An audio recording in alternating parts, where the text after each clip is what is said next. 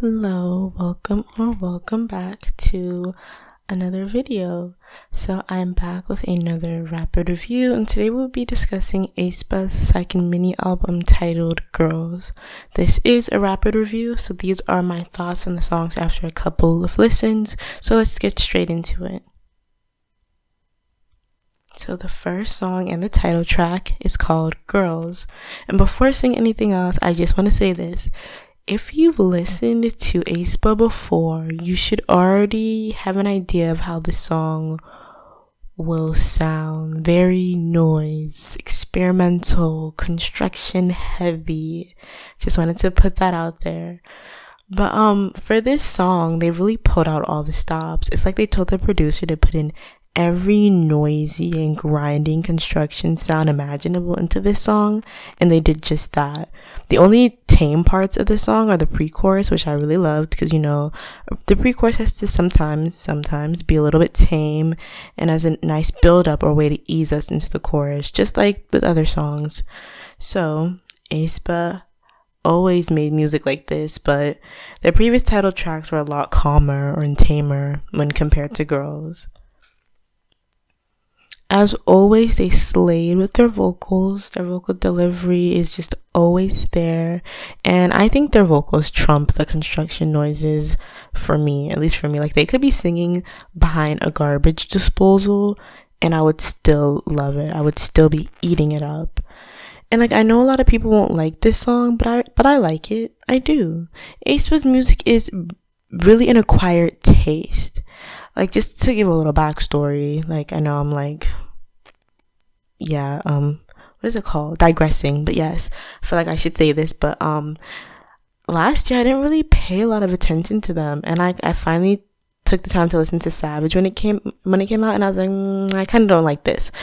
But then I started to pay attention to them again when I heard their cover of Dreams Come True, and I went back and started to listen to more of their stuff. My opinion of them started to change.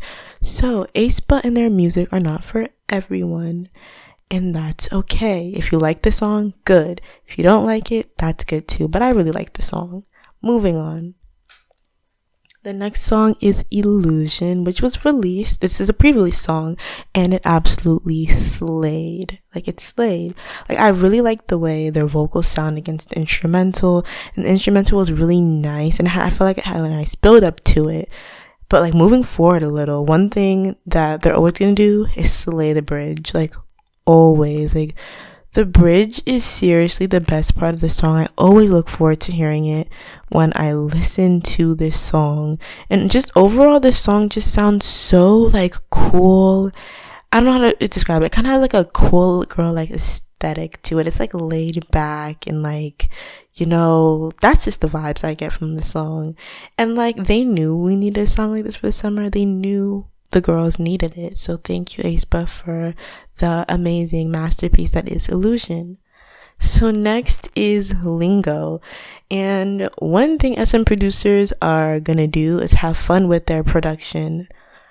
I am not a big fan of the Western old McDonald type beat that they were trying to incorporate into the instrumental. It's just so distracting and takes away from the song. But the girls still served in the vocal department like they always do. And I don't completely hate this song, but the parts where the old McDonald type beat comes in really brings the song down. I'll like certain parts of the song, then the old McDonald beat will show up and just ruin everything. So yeah, I don't think I'll be adding this song to my playlist at all. Moving on to Life's Too Short, another pre-release song. I already made a video reviewing the song, so if you want to hear my thoughts on it, you can go and watch that one. But to keep things short, I really like this song. I like both the Korean and English version of this song, and I thought it was a nice change of pace from what we've been hearing from Aespa before. Like I said, if you know Aespa and their music, you know they're very noise, experimental music, and so this song was a little different, and I really liked it. I thought it was fun, and just shows us that Aespa can do more than that kind of noise experimental type of music. And once again, in this song, they absolutely slayed the bridge. One thing about Aespa, they don't play when it comes to the bridge. They're gonna be doing everything in there, all the vocal runs, all the high notes. They're gonna do all of that in the bridge, and I love it. I live for it. Next is I See You. And as soon as the instrumental like came in, I knew this was gonna be like a ballad song, and I knew I was gonna love it. And I was right, because I do love it. Like, the song is so nice and mellow and serves as a refreshing break from like the other heavier songs.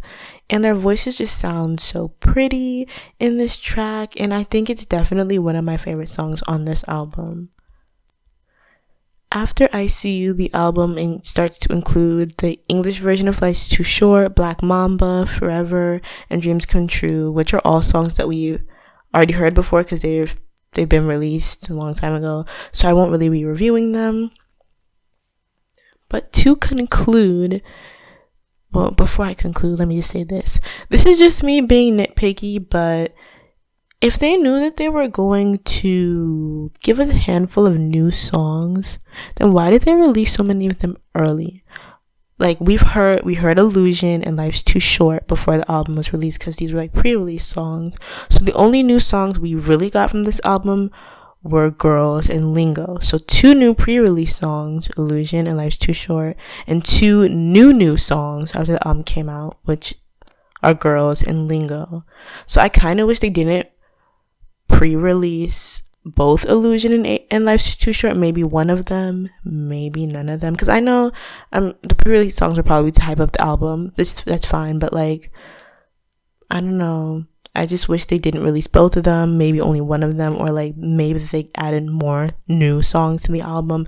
But that's just me really being nitpicky. But overall, I really like the songs on this album, except for Lingo. And I don't have super strong feelings towards this album like as a whole, but I know I do love a lot of the songs individually and will definitely be keeping them in my playlist.